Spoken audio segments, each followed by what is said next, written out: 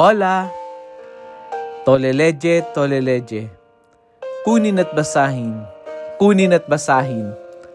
Ako po si Kuya Sam Pagaduan, ang inyong kasama sa ating lumalim at mamunga Daily Gospel Reflection. Ngayon ay November 10, 2025. Ang mabuting balita ng Panginoon ayon kay San Lucas. Noong panahong iyon, sinabi ni Jesus sa kanyang mga alagad, hindi mawawala kahit kailan ang mga sanhi ng pagkakasala. Ngunit nakakapangilabot ang sasapitin ng taong pinanggagalingan nito. Mabuti pa sa kanya ang bitinan ng isang malaking gilingang bato sa leeg at itapon sa dagat, kaysa maging sanhi ng pagkakasala ng isa sa maliit na ito. Kaya't mag-ingat kayo. Kung magkasala ang kapatid mo, pagsabihan mo. At kung siya'y magsisi, patawarin mo. Kung makapito siyang magkasala sa iyo sa maghapon, at makapito ring lumapit sa iyo at magsabing, nagsisisi ako, patawarin mo. Sinabi ng mga apostol sa Panginoon, dagdagan po ninyo ang aming pananalig sa Diyos. Tumugon ng Panginoon, kung maging sinlaki man lamang ng butil na mustasa ang inyong pananalig sa Diyos, masasabi ninyo sa puno ng sikomorong ito, mabunot ka at matanim sa dagat, at tatalima ito sa inyo. Ang mabuting balita ng Panginoon. Pinupuri ka namin, Panginoong Hesukristo. Magandang umaga po sa inyong lahat. Kayo din ho ba ay ginising ng mga malalakas na hangin dulot ng bagyong Uwan? Sa gospel natin ngayon, there are 3 truths na binitawan ni Jesus. Merong 3 tema yung gospel natin, pero related po ang bawat isa. Una, sabi ni Jesus, hindi mawawala kahit kailan ang sanhi ng pagkakasala. Anong ibig niya sabihin? Temptation is always there. Nandun lagi yung tukso. That's part of human life. That's part of reality. Real talk yon. Kaya kahit saan tayo pumunta, kahit anong gawin natin, temptation is always there. Pangalawa, ito yung pangalawa. Pero kahit na nandyan yung temptation, huwag tayong maging sanhi ng pagkakasala sa iba. Kaya nga anong warning niya? Nakakapangilabot ang sasapitin ng panggagalingan nito. Ibig sabihin, mag-ingat tayo.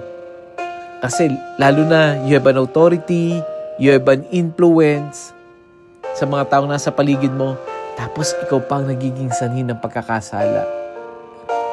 Diba? Yung dahil sa iyo, napipilitan silang gumawa ng mga mali. Dahil utos mo o dahil sa pressure galing sa iyo, nagiging sanhi ng pagkakasala.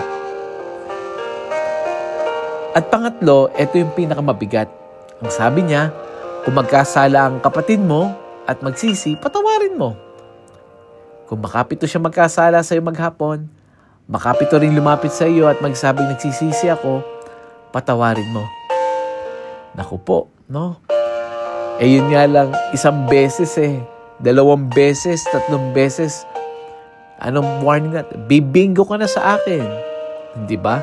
Pero ito, sabi sa gospel, kung 7 beses at lumapit sa iyo, nagsisi, patawarin mo. Honestly, real talk, hindi madali. Siyempre, kahit naman si Kuya Sam nakakaranas din ng ganyan. Napakahirap magpatawad.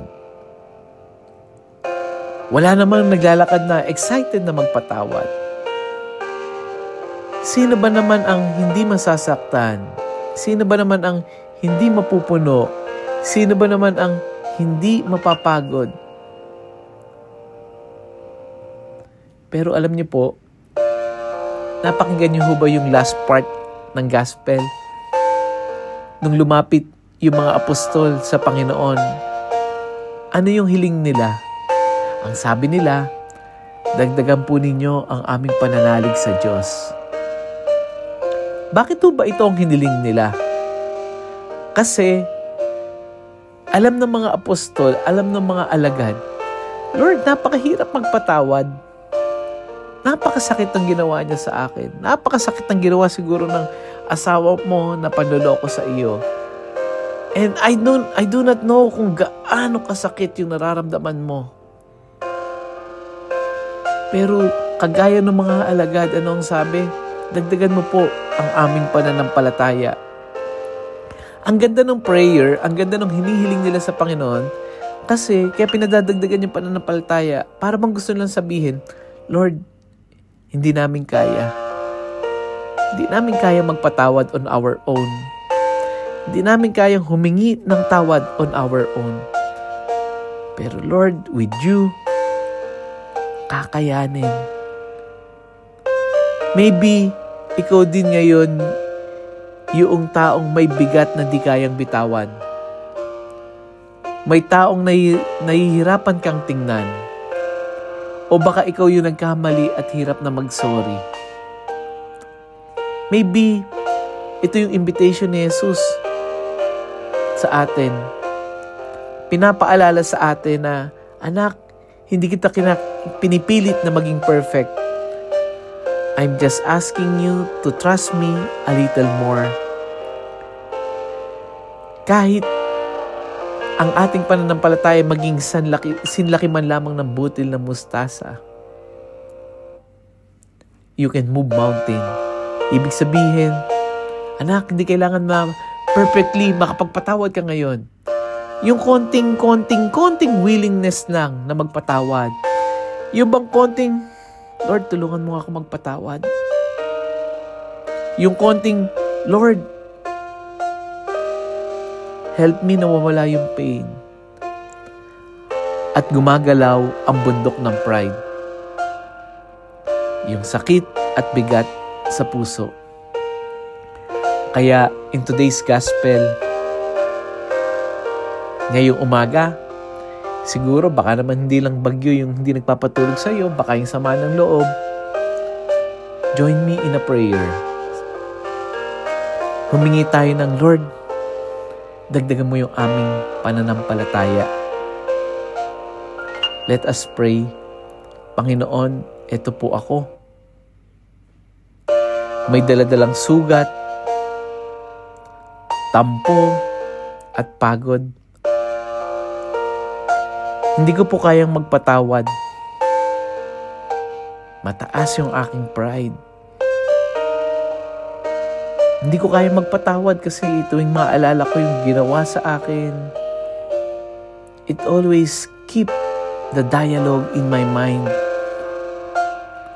Hindi ko kayang magpasensya sa ibang tao. Pero today, O Lord, increase my faith. Bigyan mo ako ng butil ng mustasa, ng courage to forgive. Courage also to ask forgiveness. And to love beyond my limits. Mahirap ito para sa akin, Panginoon. Pero, kaya mo. Linisin mo yung puso ko. Tulungan mo ako maging instrumento ng kapayapaan. Amen. Bigat, ano? Alam niyo po kung habang nakikinig ka at parang may kumakalabit sa puso mo, baka may kailangan kang patawarin, may kailangan kang batiin, o baka may kailangan kang hingan ng tawad. At baka may taong kailangan ding makarinig nito ngayon. Huwag nating sarilinin yung gospel for today. I-share natin ito. Malay mo, yung simpleng pag-share mo, maging daan para may gumaan ng loob. May maghilom o bumalik kay Lord. Baka ikaw yung kanyang ginagamit.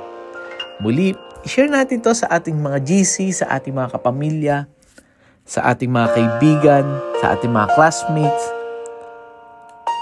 Baka it is one way, no? in God's calling. Muli, ako po si Kuya Sam Pagaduan, laging nag-aanyaya. Halina, tayo ay lumalim at mamunga. Lumalim sa pananampalataya at mamunga na mabubuting gawa. God bless us all.